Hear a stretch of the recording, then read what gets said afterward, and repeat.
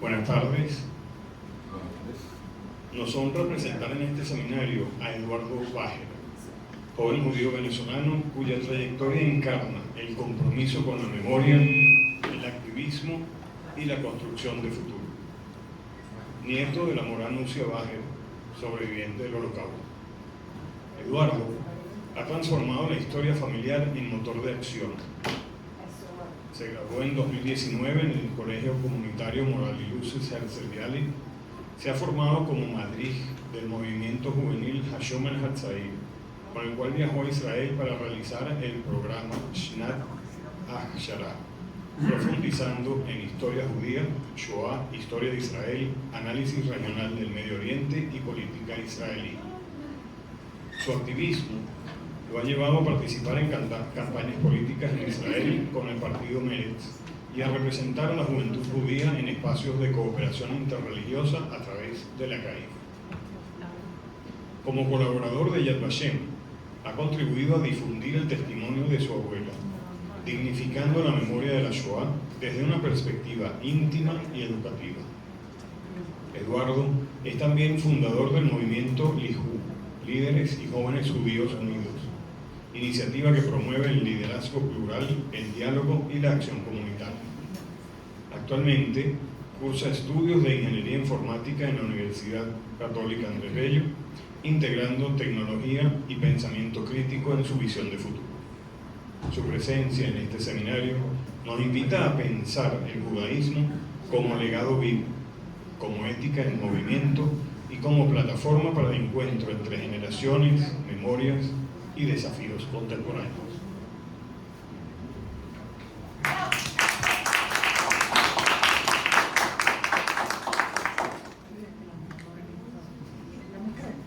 Bueno, muchas gracias a la Bnei Brit, gracias a Carla, gracias a todos por estar hoy acá presentes. Bueno, el tema es la política israelí. Para muchos este tema puede ser algo aburrido, algo difícil, algo complicado, porque ya de por sí la política, para muchos, es un tema de lo que no estamos tan relacionados o nos mantenemos un poco alejados. Y eso es lo que a mí me pasaba cuando yo era un niño. Con 15, 16 años, a mí me pasaba que me preguntaban ¿qué opinas de política? ¿Qué sabes de política? Y yo no quería opinar. Yo sabía que era algo que no me gustaba, que no quería saber nada. Y yo decía, yo soy político. A mí no me pregunte de política, yo no quiero saber nada. Y hubo un momento cuando ingresé en el movimiento juvenil, Hashom el Hatzair, que es un movimiento en el que hacíamos actividades ideológicas a niños, no solo recreativas, sino educativas, que me empecé a interesar por la política. Empecé con la política venezolana, con la política latinoamericana, y llegué a un momento a aprender sobre la política israelí. Ahí todo cayó en un desorden, en un colapso, porque la política israelí es completamente diferente a lo que sabemos sobre la política de acá en Venezuela o de Latinoamérica. Uno está acostumbrado a estudiar izquierda versus derecha, democracia versus dictadura, pero en Israel pasa cosas distintas. Y bueno, vamos a aprender hoy un poquito de ello. Para empezar, vamos a ver qué es la política.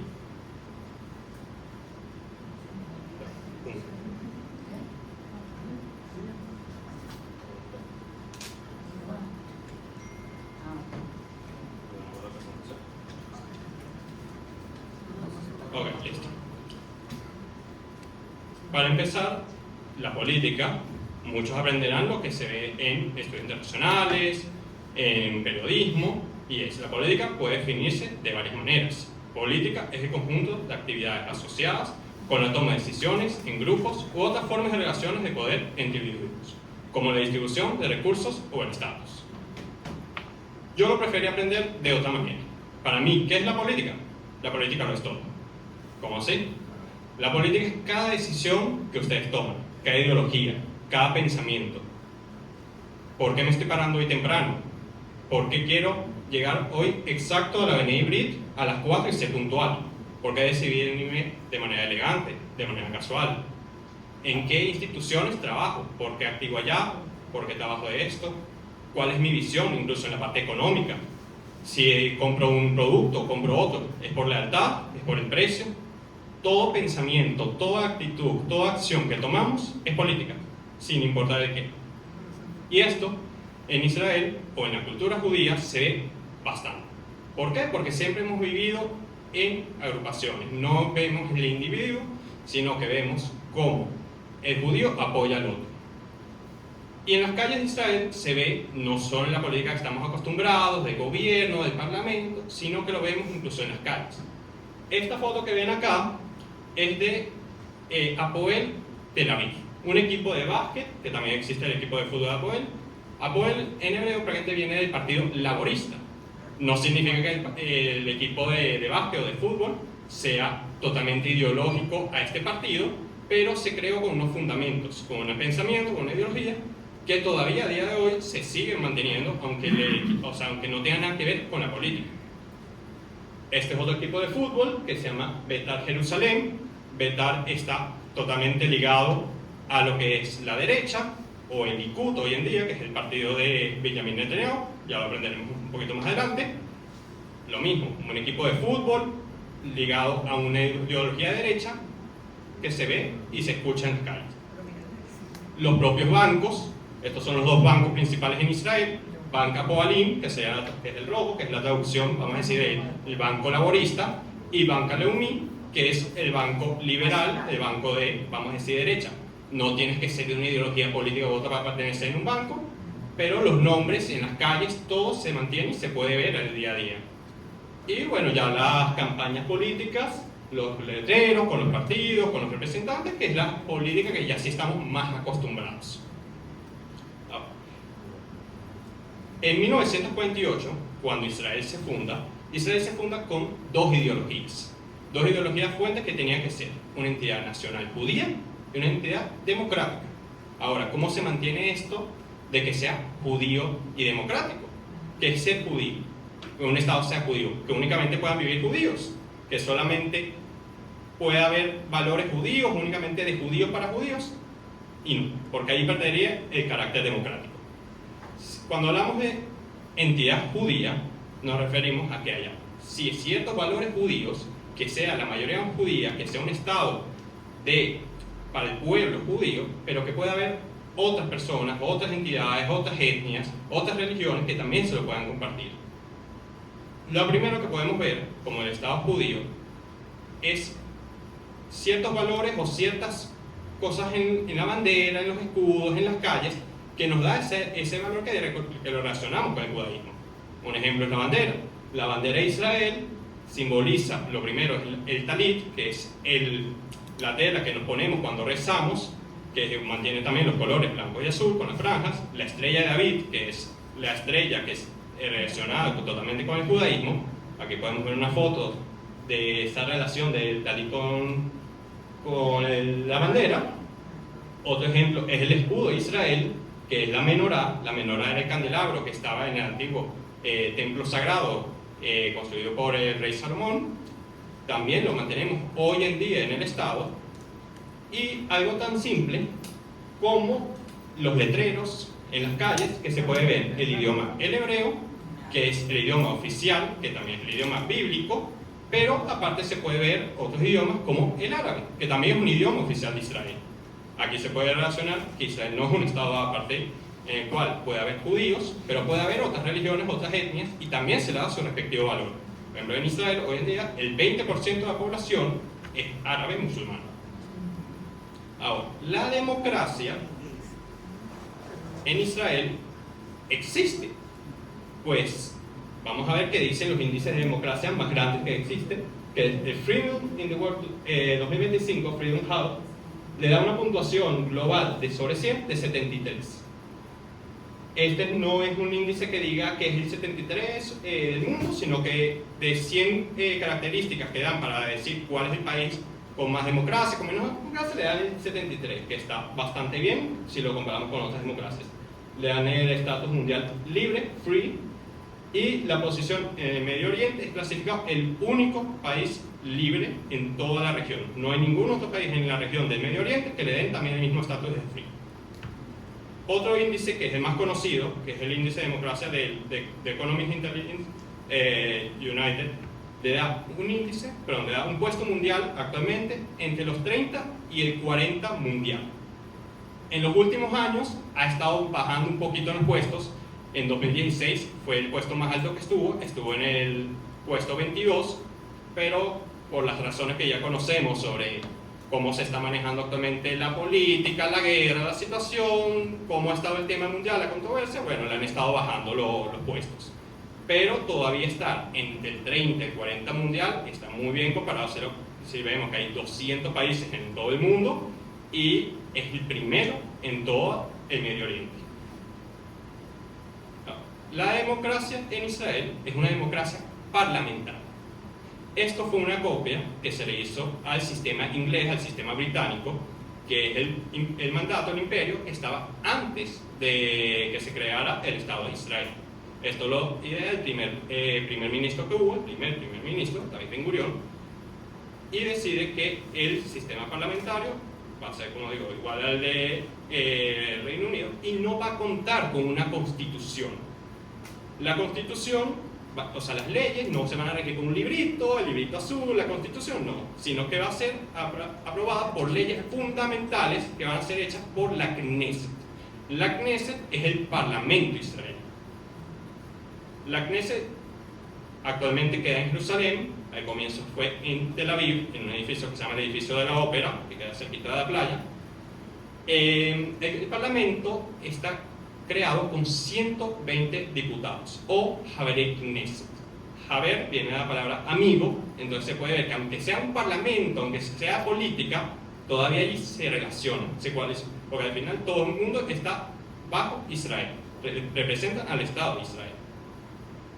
Esto del número de 120 se viene también por algo que viene de época bíblica, que es la Gran Asamblea o la Knesset Agdolá, que es cuando regresan los judíos de Babilonia, crean una asamblea, un congreso, donde había rabinos, donde había grandes sabios, y lo conforman también de 120 personas. Por eso agarran ese mismo nombre, ese mismo número, recordando también la historia bíblica de nuestro pueblo.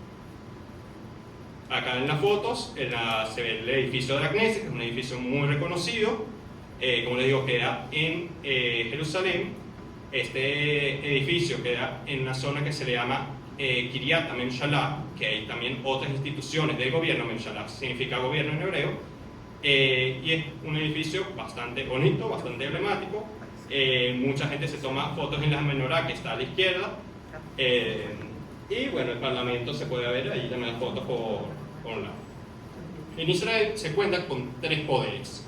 Está el poder legislativo, que es la Knesset, porque ya mencionamos, el cual su función es promulgar las leyes y crear o supervisar las actividades del gobierno. Con la Knesset es que se crea prácticamente todo lo que funciona el gobierno, de allí se decide la mayoría de las cosas, aunque hay veces que la Knesset no puede tomar algunas decisiones porque le corresponden a otros poderes que no debería porque reemplazar. Este es el poder judicial, por ejemplo, el cual es independiente y se encarga de interpretar y aplicar las leyes. Este poder incluye a los tribunales, donde se resuelven disputas legales y protegen los derechos de los ciudadanos. Como cualquier Estado democrático, tienen sus leyes, tanto leyes civiles, leyes militares, leyes para todos. El poder judicial últimamente ha sido bastante controvertido porque ha habido unas reformas que se ha querido hacer. Nuevamente los jueces siempre eran elegidos propios por el poder judicial, los jueces declaran quiénes iban a ser los jueces, y hoy en día quieren que la Knesset, el parlamento, sea quien cree o quien decida quiénes van a ser los siguientes jueces. Esto ha sido una reforma el cual ha llevado a varias protestas, a división de bandos. Uno de los motivos, por ejemplo, que se dice que Hamás decide atacar el 7 de octubre, aparte de los acuerdos de Abraham y que casi se llega con el acuerdo con Arabia Saudita, es justo la división que había propio en el pueblo de Israel con el tema de la reforma judicial. Por ejemplo, en la segunda foto, ahí se ve la gente protestando, era todos los días, y esto se debía también a que quieren hacer que la Knesset pueda decir leyes sobre ellos, y como decimos, cada poder debería ser independiente uno sobre el otro. Y el tercer poder es el ejecutivo, el cual es dirigido por el jefe de gobierno. Ahora, ¿quién es el jefe de gobierno? Un presidente, un primer ministro, los dos. Pues esa es la diferencia principal que podemos verla con otros países. En Israel tenemos un presidente y un primer ministro. ¿Quién es más importante? ¿Quién es el más relevante? Te lo pregunto, a ver si saben. Primer ministro. Correcto. Acá tenemos una foto del primer ministro actual con el presidente, Yitzhak Herzog, y en la foto de la derecha, en blanco y negro, esa foto que parece romántica, que se vaya a dar un besito, es el primer ministro David Ben Gurion con el primer presidente Chaim Weizmann, muy reconocido en la parte científica. Hay institutos en Israel de científica de los más grandes por su nombre, y de hecho un dato curioso es que se le ofreció para ser el primer presidente, antes de ofrecerse a Chaim Weizmann, se lo ofrecieron a Albert Einstein. Hubiese sido bueno tener a Einstein como presidente, como figura representativa de Israel. ¿Cuál es la diferencia entre el primer ministro y el presidente? Bueno, el primer ministro es el jefe de Estado, es quien toma las decisiones políticas, es quien encabeza el gobierno, es quien es el representante del Parlamento, representante de Israel, y debe mantener siempre el Parlamento a su favor. Cuando digo el Parlamento, es la mayoría. Si estamos hablando que el Parlamento es de 60 personas, de 120, tiene que tener 60 más 1, 61 personas a su favor para poder mantener lo que es el Estado, el gobierno. Y el presidente, como dijimos que viene el gobierno democrático, viene basado en lo que es el mandato británico o Inglaterra, el presidente figuraría como si fuera el rey o la reina. En este caso sería un rol meramente ceremonial. Solo está ahí para ser un representante, para poder hablar con otros países, pero no tiene un carácter de representativo ante el Parlamento. En Israel el presidente tiene un rol mayormente ceremonial, como dije, encargado de representar al país en eventos oficiales y servir como símbolo de unidad nacional. Sus funciones incluyen la firma de leyes, la designación del primer ministro. Se le pregunta, el primer ministro tiene primero que ser aprobado por el presidente, de la manera que el presidente va al partido que ve con mayor cantidad de diputados, de la Knesset, y le dice, bueno, preséntame tu gobierno, cuál va a ser, cuál es la coalición, que ahora vamos a hablar de esto, para crear el gobierno. Y también a veces puede el presidente decir cuando una persona cuando una persona va a ir presa, se le suele hacer cartas a los presidentes, si ven que hay un error, es la única persona que puede quitar algún delito o alguna cosa. Esta es la lista de los primeros ministros que ha habido. El primero, como dije, el primer ministro fue David Ben Gurion, fue el primer ministro con el mandato más largo continuamente, tuvo varios. El primero fue de 1948, desde que se fundó el Estado, hasta 1953. Luego decidió tomarse un descanso porque quería trabajar en la zona del Negev, en la zona del desierto, y regresa a los pocos años, 1955, porque Israel estaba pasando por una crisis tanto económica como también situación por la causa de los inmigrantes que estaban llegando a Israel, y que justo empezaba en poco tiempo la guerra contra el Sinai, que es la guerra de Egipto, en la cual estuvo representada por Inglaterra, Reino Unido, Francia y Israel contra Egipto. Estuvo luego entre esos dos mandatos Moshe Sharet, que era representante del partido de David Ben Gurion, estuvo solo 2 años.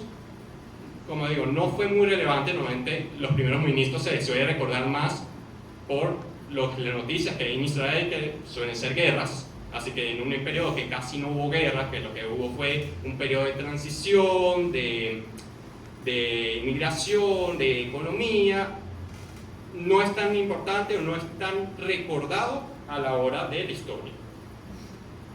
Levi Eshkol fue el tercer primer ministro que tuvo Israel. Él pasó por varias cosas, porque fue el primer ministro que llegó a hacer relaciones con Estados Unidos, que fue directamente a Estados Unidos como su facultad de primer ministro.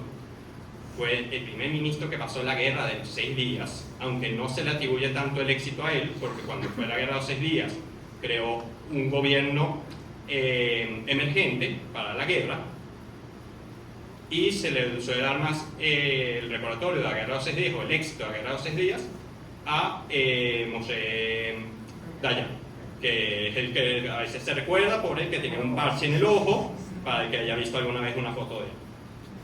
Entonces Levi Eshkol fue un primer ministro que tuvo cosas importantes, porque fue cuando se vio la mayor expansión del territorio de Israel, pero no se le da ese éxito. Se le criticaba mucho. De hecho, David Ben-Gurión, que era de su mismo partido, se separa y le crea él mismo ser la oposición, David Ben-Gurión, que era de su partido, a Levi Eshkol. Lastimosamente, Levi Eshkol muere al final de su periodo, en 1969, y está Yigal Allon. Entra como primer ministro temporal y fue bastante temporal porque se duró 20 días.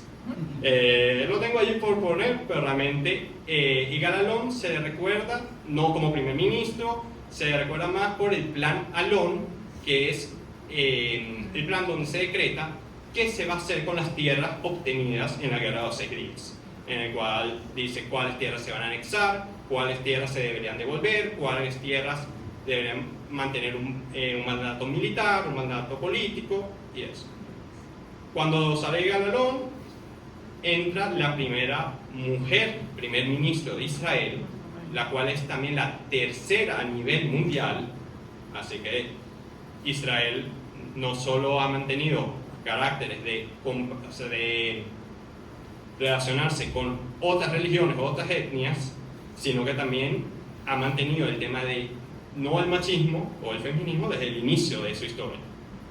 Golda Meir es una primer ministro que ha sido muy querida y muy criticada, porque con ella se vivió la guerra de Yom Kippur, la cual fue una guerra que Israel ganó, pero a la vez perdió muchas víctimas. Fue una guerra que la agarró relativamente de sorpresa, y Golda Meir fue la primer ministro que tuvo que dimitir de su cargo al sentirse culpable de todo lo que fue la guerra. En ese momento entra el primer mandato de Yitzhak Rabin, el cual fue líder del ejército, Ramatkal de Israel. Rabin era muy querido justo por eso, por ser una persona líder en las batallas. Tuvo un primer periodo bueno, pero también tuvo que al final dimitir porque estaba siendo acusado de unos casos que le pasaron en Estados Unidos, y le llegó las siguientes elecciones el mandato de Menachem Begin. Menachem Begin para muchos ha sido el mejor primer ministro que ha tenido Israel.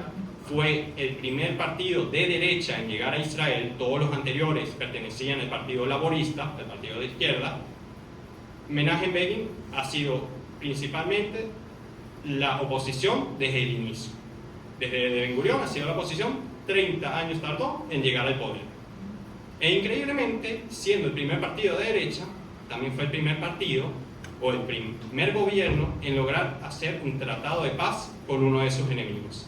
Este fue con Egipto, el cual hizo los tratados de Camp David, y que no se le dice mucho, Menachem Begin consiguió el Premio Nobel de la Paz. Normalmente se habla más de Rabin, del Premio Nobel de la Paz, cuando lo hizo con Yasser Arafat, el líder de la OLP, el líder palestino, pero Menachem Begin lo había conseguido unos años antes.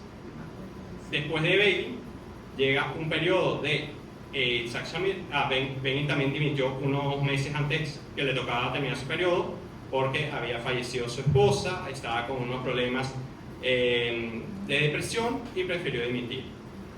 En el primer periodo de Yitzhak Shamir es un año, que es el año que le quedaba a Begin, que era de su mismo partido, y el siguiente periodo es un periodo que duró pocos años, porque fue dividido con el siguiente, que es Shimon Peres, que es la oposición. ¿Esto por qué se debe?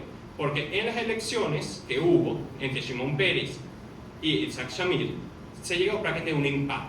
Ninguno de los dos gobiernos podía formar una coalición. Entonces, ¿qué hicieron? Mitad te toca a ti, mitad me toca a mí. Y lograron formar. Primero fue Shimon Peres, de 1944 a 1988, y luego fue Yitzhak Shamir. Después de Yitzhak Shamir, que es el periodo del 84, perdón, del primer periodo del 84, viene 88 Shimon Peres,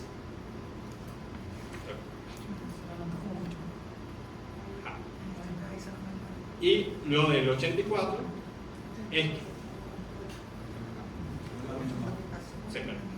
después ya llegaría varios años después Benjamín Netanyahu.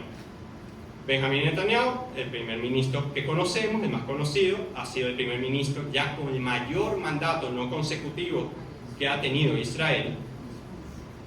Benjamín estuvo en el 96 hasta el 99, luego tuvo un descanso de la política y llegó Ehud Barak.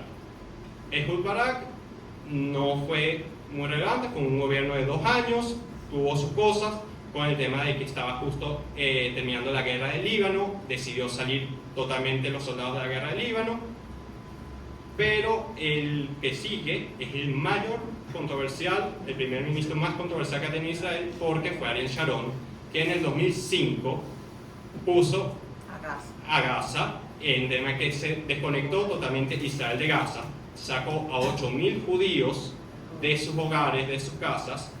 Fue un primer ministro que sí fue querido, porque iba a ganar, de hecho, las próximas elecciones, o se decía eso, pero a la larga la historia fue bastante controversial, y más sabiendo a día de hoy cuál es la historia de Gaza. Ariel Sharon, en su periodo, en su mandato, le da un derrame cerebral, lo cual lo deja en coma, y ahí entra Ehud Olmert, el cual, por lo más reconocido que se recuerda de Ehud Olmert, es por un plan que hizo, que fue un tratado de paz con los palestinos, en el cual realmente le daba a todos los palestinos lo que querían. Era un pacto en el cual les daban parte, la mitad de Jerusalén, les daban todo Cisjordania, solo quitaban algunos territorios principales que Israel ya tenía sus poblados o sus ciudades, pero le daban de lo que piden los palestinos en los últimos años, le daban un 90% o más. ¿Qué dijeron los palestinos? No, gracias. Luego, después de Ehud Olmert, vuelve Benjamín Netanyahu, el cual está en el periodo desde el 2009 hasta 2021, por 11 años. En ese final de su periodo ha tenido varias cosas que fueron sus casos judiciales, por eso es que a partir del 2022 se crea lo de la ley de que se quiere hacer la reforma judicial para quitarle los casos judiciales que tiene a Benjamín, que tiene Bibi, y por todo eso ha estado perdiendo popularidad. Y a partir del 2021, que además estamos hablando de época de pandemia, 2020, 2021, llegaron a haber 4 elecciones para sacar a Benjamín Netanyahu. Pudieron, en la cuarta al final lo pudieron, pero por pocos años. Como ven, los siguientes primeros ministros, los siguientes 2, que es Yair Lapid y Naftali Bennett, fue una coalición que de varios gobiernos que hicieron, juntando derechas, juntando izquierdas, juntando árabes, juntando a todo el mundo. De hecho, con ese gobierno, con el gobierno de Naftali Bennett y Yair Lapid, fue la primera vez que un partido árabe, musulmán, estuvo parte del gobierno, la coalición del gobierno. ¿Qué es lo que hicieron ellos dos? Lo mismo que había hecho Shimon Peres con Yitzhak Shamir. 1 año y medio tú, 1 año y medio tú. Vuelve a haber elecciones, porque al final se termina cayendo el gobierno, y ahí sí lo gana Benjamín Netanyahu, desde el 2022 hasta el día de hoy. Ahora, ¿cuánto le queda de gobierno a Benjamín Netanyahu? El periodo del primer ministro, que eso no lo mencioné, es de 4 años, y el de presidente es de 7 años. A Benjamín Netanyahu prácticamente le queda 1 año de periodo como máximo. Puede hacer sus elecciones, ganar, y ahí obviamente habría extensión. Así que estamos ya entrando, justo por eso viene perfecto que la charla sea ahora, estamos entrando en el año electoral. Ahora es que más movimientos políticos vamos a estar viendo en este año. Una lámina que no pasé es acá, que se puede ver como el jefe del ministro, el primer ministro, Rosh Hashanah, es el líder del partido, coalición con mayoría en la Knesset, aunque no tiene por qué ser así. Tú puedes ser el líder del partido con el segundo con mayor Haber Knesset, pero crear la coalición que tenga mayoría, que tenga los 61. Primero, el presidente le da la potestad de crear el gobierno al que tiene mayor Haber Knesset. Si no lograste generar el gobierno en 3-4 semanas, se le da el segundo. Entonces lo voy a leer para los que no logran ver desde lejos. El jefe de gobierno, líder del partido o coalición mayoritaria de la Knesset, coordina ministerios y entidades gubernamentales, la escena política, exterior y defensa. Actualmente, como dijimos, Benjamín Netanyahu desde el 2022. Este forma los gabinetes magistrales o ministeriales que están compuestos por 33 ministerios, entre ellos el de defensa, inteligencia y relaciones exteriores. Este supervisa la Knesset o el Parlamento, compuesto por 120 escaños, es el principal órgano legislativo que dijimos, es el sistema de partidos de autoridad. Este elige por 7 años al presidente, que esto se hace en conjunto, no tiene que ser una persona representativa de un gobierno. Por ejemplo, Itzhak Herzog es conocido por ser laborista del partido de izquierda, cuando actualmente sabemos que la derecha lleva los últimos años gobernando en Israel, pero por la presencia que ha tenido en la política en el país, lo nombraron presidente y es presidente y además hijo de presidente. Su papá también llegó a ser presidente como por los años 70.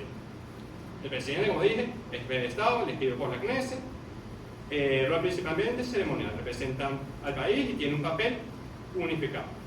Es una figura pública. ¿Cómo funcionan las coaliciones? Llega el presidente, como digo, le dice, ¿cuál es el partido con más Haber Knesset? Es Likud, el partido de Bibi. Le dice, Bibi, fórmame tu gobierno, ¿con quién te vas a unir? ¿Qué es lo que ha estado haciendo los últimos años de gobierno? Se alía con la gente religiosa, los partidos religiosos, y estos han sido el gobierno que ha querido en los últimos años que Bibi se mantenga. Porque los gobiernos religiosos, ahora los partidos religiosos, no son muy sionistas que se diga. Ahora lo voy a explicar, pero normalmente tienen un jefe que sería Likud, que sería Bibi, el cual sí lleva las decisiones del Estado. Y estas son las personas que es fácil de explicar, estas personas que quieren a Bibi y estas personas que no quieren a Bibi. Las personas que no quieren a Bibi normalmente se unen, que es la oposición, se hace una oposición prácticamente unificada de casi mismos valores. Normalmente pueden ser de izquierda, pueden ser árabes, pueden ser, pero lo único que saben actualmente es que quieren fuera Bibi. Actualmente en la Knesset hay varios partidos. El partido con más Haber Knesset es el Likud, con 32. Estamos hablando de una cuarta parte de lo que es el Parlamento. Lo lleva Benjamín Netanyahu. Es liberalista, nacionalista, se puede llamar un centro derecha. Y es de hace ya varios años el único partido de derecha que se ha mantenido a lo largo en el poder. Su principal oposición, el líder de oposición, es Yair Lapid. Yair Lapid era una persona que trabajaba en el canal de noticias más conocido de Israel. Creó su partido, empezó a entrar en la política y creó el partido Yesh Atid, que significa hay un futuro, o tenemos un futuro. Tiene 24 Haber Knesset, ya fue primer ministro, pero fue un primer ministro corto. Acá empezamos con los partidos que se alían con el Likud, que es Shas, que es religioso, ultraortodoxo, de judíos sefardíes. Este tiene 11 Haber Knesset. El presidente que lo manda es Ariel Deri, y tiene una figura religiosa, que es la persona de abajo, que era el rabino Obadiah, que ya falleció hace unos años. Ahora tienen otro, pero nuevamente cuando tú ves en Israel campaña política de este partido, se ve más al rabino, a la entidad religiosa, que al que lo manda políticamente. En Yadut HaTorah pasa parecido, la traducción sería Judaísmo Unido de la Torah. El presidente es Moshe Gafni, es de ultraortodoxos Ashkenazis, tiene 7. Y también su otro presidente, pero ya no participa activamente en la política, es Jacob Litzman, que muchos lo recuerdan porque fue ministro de salud por muchos años, incluso entrando el COVID, Entonces se decía que hace un rabino de barba blanca larga, comandante del Ministerio de Salud, cuando aquí me están dando una crisis de medicina nacional, él decía, bueno, los judíos pueden salir todavía, pueden allí hacer sus fiestas religiosas, entonces era criticado. Se le quita a Jacob Lippmann también por unos casos de corrupción, de obstrucción, de obstrucción, entonces queda actualmente Moshe Gafni como representante. Estos partidos no son sionistas, no les interesa ejercer un rol en Israel más que mantener su estatus religioso, que haya economía para sus sinagogas, que los judíos ultraortodoxos no hagan servicio en el ejército. De hecho, actualmente, por una disputa que hay con Bibi y con el gobierno, se aprobó una ley en la cual dicta que los ultraortodoxos tienen que hacer también ejército. Y desde ese momento que empezaron a llegar cartas para que los ultraortodoxos dejen las yeshivot, que son las escuelas, las casas de estudio judíos, y fueran al ejército, estos dos partidos deciden abandonar la coalición. No están ni aceptando, ni aprobando, ni rechazando ninguna ley, realmente están sin opinar, y esto ha hecho que ahora mismo no haya un gobierno con mayoría. O sea, un gobierno inestable que en cualquier momento se puede caer. ¿Y qué pasaría en ese caso? Elecciones. Las elecciones deberían ser alrededor de noviembre, pero puede llegar a ser antes, justo por esto. El siguiente partido es Atziunut Adatit, que es el sionismo religioso, y a estas dos personas yo los llamo el dúo dinámico. Son Itamar Ben-Gvir y Bezalel Smotrich. Son un par que salen a cada rato para opinar de todo. Por ejemplo, lo habrán visto con las flotillas. Cuando llegó las flotillas para Israel, Ben-Gvir fue a llamarles terroristas a todos los que venían, no a decir que apoyaban el terrorismo, sino a decirles terroristas, de que querían ir presos, de que querían quitarles el alimento a la gente en la cárcel, igual que hacían con los secuestrados. Pero como Israel es un estado democrático, son cosas que no se debería decir, y justo por eso, él diciendo, le vamos a quitar el alimento a los presos, a los terroristas, pues justo Hamas hacía eso muchísimo más, porque él veía las noticias, cuando realmente en Israel no estaba pasando eso. Ben-Gvir pertenece a otro partido, pero no llegó al mínimo para poder representar en la Knesset, entonces hizo coalición. El mínimo para pertenecer en la Knesset es de un 3,25% de los votos. Si no se llega a eso, automáticamente no entras, y si llegas a ese mínimo, tienes 2 escaños ya autorizados. Lo siguiente es, este partido es un poco trabalenguas, se llama Amenané Amamlati, que es el Partido de la Unidad Nacional, es una oposición también que hizo coalición, que eran 2 partidos antes, que es el partido de Benny Gantz, que también fue principal de la oposición en el año 2021, casi le llegó también a ganar a Benjamin Netanyahu, pero decía hacer un error que fue relacionarse o hacer el pacto con Bibi en tema de primero vas tú, luego yo, al final nunca llegué yo. Sigue en la política Benny Gantz, pero cada vez su partido ha perdido más y más votos. De hecho, se está hablando que para las siguientes elecciones, las siguientes encuestas, no está llegando al mínimo para estar en la Knesset. Y la otra persona es Gideon Sa'ar. Gideon Sa'ar pertenecía al Likud, era de hecho el cuarto de más alto nombre en el Likud, y decide salirse porque dice que Bibi ya no está con los valores que era el Likud, los valores que deja Menachem Begin, y decide crear su partido, que es Atikva Hadashah, la Nueva Esperanza. Deciden hacer una coalición, creo que un partido tiene 8 y el otro 4, y llegan a tener 12 escaños. Son centro-derecha, sería la posición de este partido. Israel Beiteinu es un partido de derecha, bastante derecha, de nacionalista derecha, que lo lleva a Víctor Lieberman. Para explicarle a Víctor Lieberman, es fácil. Él no es que está a favor de algo, sino que está en contra de todo. Está en contra de la izquierda, está en contra de los religiosos, está en contra de Bibi, está en contra de lo que le ponga. Él es una persona que se apoya, o la gente que suele votar, son los rusos parlantes, que se ven mucho en el norte de Israel, en Haifa sobre todo. Ha estado en el gobierno con Bibi, ha estado en coalición en contra de Bibi, ser la principal razón por la que no hubo por la que se han caído gobiernos. De hecho, cuando le digo que hubo en pandemia en 2020, 2021, 4 elecciones, principalmente la culpa fue de Víctor Liber, porque no se unía ni para un bando ni para el otro. Entonces, unos se quedaban con 58 jaliscienses, el otro se quedaba con 50. Y faltaba Lieberman, que tenía 10, pero yo decía, no, yo no me uno a nadie. Entonces, la forma más fácil de decir es nacionalista de derecha, que está en contra de todo. El siguiente partido es Ademokratim, creo que saben qué significa la traducción, aunque no sepan el hebreo.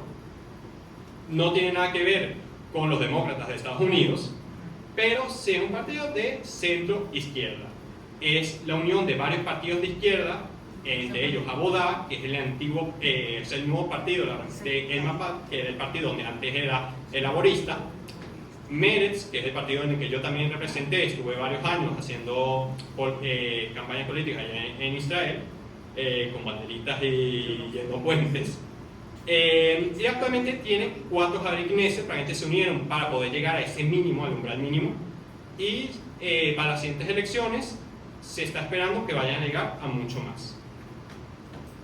Y acá llegamos a los partidos árabes, que representan un 10% aproximadamente de la Knesset. Está el RAM, que es una lista de partidos árabes unidos.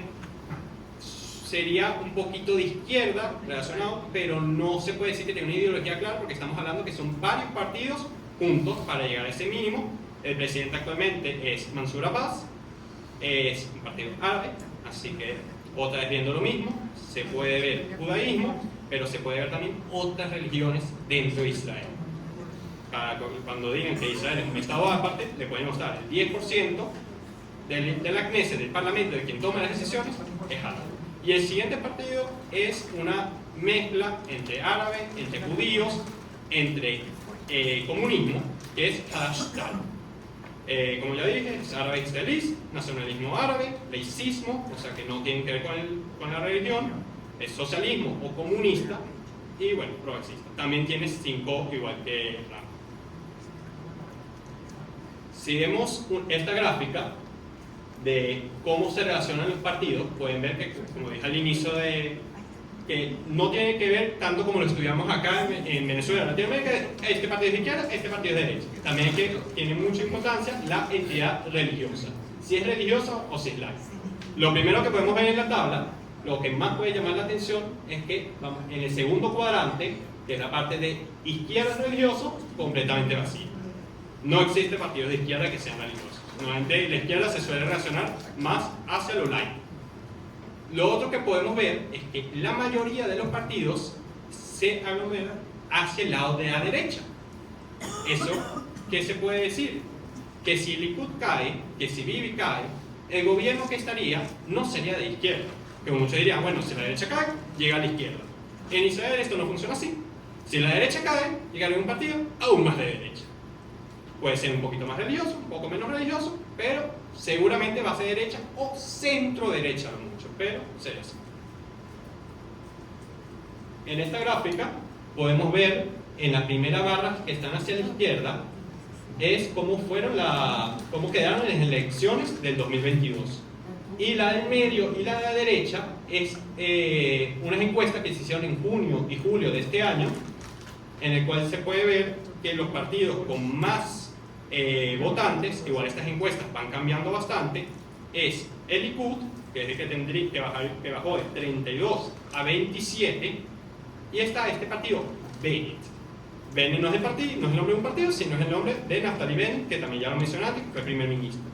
Naftali Bennett no se lanzó en las elecciones anteriores, se salió de su partido, que era Yamina, y en este partido se dice que sería la principal oposición, o puede ser que el principal ganador de las futuras elecciones. Se puede ver cosas curiosas, como por ejemplo que Yesh Atid, que es la principal oposición hoy en día, bajaría de 24 a 8 escaños. Hay partidos que desaparecerían totalmente, como el de Gideon Sa'ar, que es el de Atikva Hadashah, que sería este de acá. Este partido se puede decir que puede fusionarse con Likud, ya que antes pertenecía allí. Hay partidos que crecerían, como los demócratas, que crecerían hasta 11 Javri Knesset.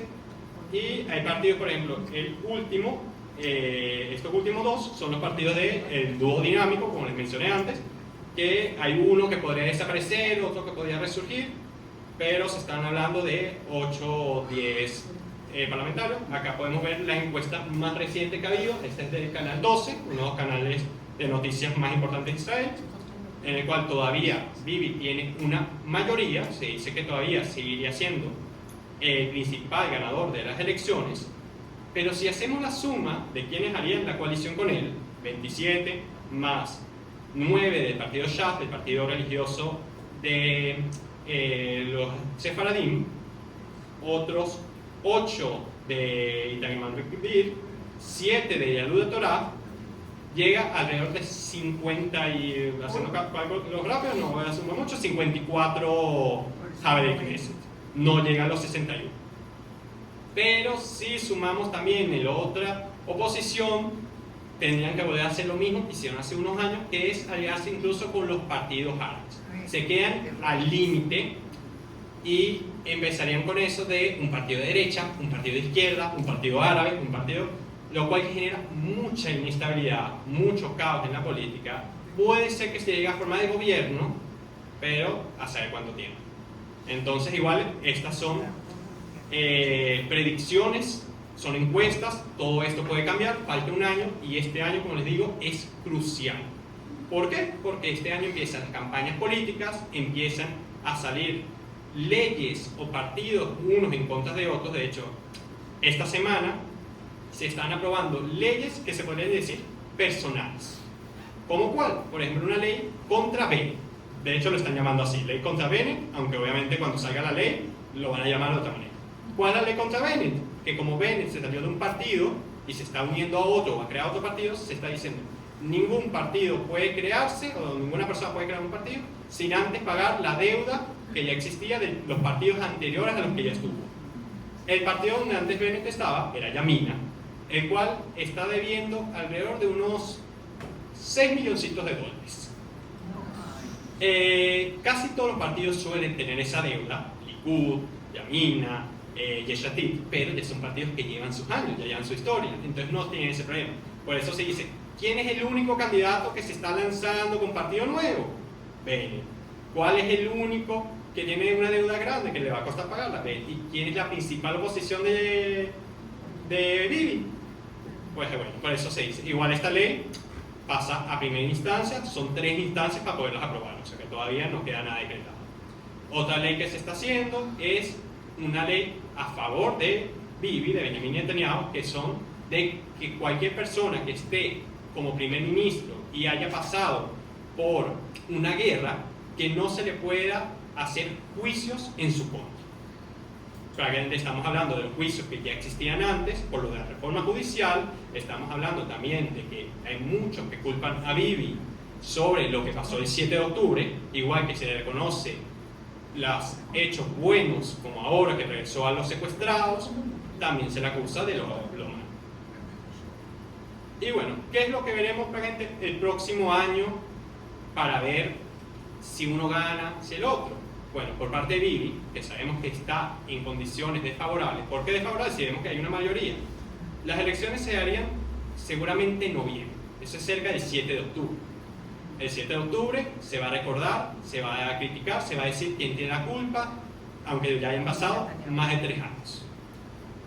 Otra causa que a Bibi le va a desfavorecer mucho es el tema de la caída del gobierno, que se está diciendo, la parte de que los de religiosos se están saliendo, y además los ultra de derecha, Ben-Gvir y Smotrich, están queriendo anexar territorios. De hecho, otra ley que se había aprobado es la ley para aprobar ciertos territorios, anexar ciertos territorios, y esto hay partidos, hay países como Estados Unidos, que el propio Donald Trump dijo no se va a anexar ningún territorio de Cisjordania. Bueno, se están decretando leyes para poderlo hacer. Bibi no quiere que pase esto porque sabe que generaría una inestabilidad y un rechazo de Estados Unidos. Entonces, ¿qué es lo que tendría que hacer Bibi? ¿O qué es lo que esperamos ver el próximo año? La continuación de los pactos de Abraham. Lo principal es la primera bandera que vemos, que es el de la izquierda, Arabia Saudita, Arabia Saudita es el país principal de la Liga Árabe, de la parte sunita. El siguiente país no es Polonia, por si acaso, es Indonesia, que es el país con la principal cantidad de musulmanes, es donde mayor cantidad de musulmanes hay. Y el tercer país, que tal vez no le suene mucho esta bandera, porque es una bandera reciente, es la bandera de Siria. Realmente estos son los tres países que más están diciendo que se va a hacer el pacto. Así que vamos a decir que Bibi está en un contrarreloj para lograr hacer todo esto, lograr recuperar a los secuestrados que han fallecido, que esa es otra, poder decir que vamos a quitarnos este pin, vamos allá a olvidar el 7 de octubre, y que no se le encuentre, vamos a decir, culpable por el inicio, porque también otra cosa, otro factor, es que Ben Gurión es el único jefe de Estado, en general, no importa si es de gobierno, no importa si es del ejército, del Mossad, es el único que no ha dimitido, que no ha dado la razón de que tuvo la culpa, y eso mucha gente le critica. Bueno. Muchas gracias por la atención.